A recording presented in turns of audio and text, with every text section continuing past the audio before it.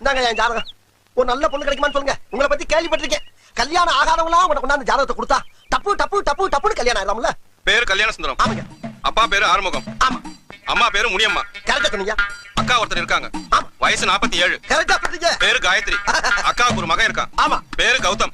கௌதம். வயசு 27. ஆமா 27. உன் வீட்டு விலாசம் சொல்றேன் கேட்டுக்கோ. சொல்லுங்க. 3வது குறுக்கு தெரு, லேக் ஏரியா, பல்லூர் கோட்டம், எதிர்ப்புறம். ஆமா. Door number. ஐயோ. பழசு 13, புதுசு 32. ஆமாங்க.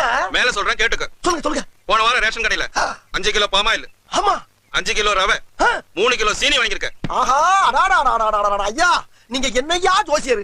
ஜாதகத்துல ஒரு மனுஷன் ரேஷன் கடையில என்னென்ன வாங்குனாங்கற பூரா கரெக்டா சொல்றீங்களா ஐயா? எப்படியா அது? ரேஷன் கார்டு கொடுத்தா வேற என்னத்தடா சொல்ற?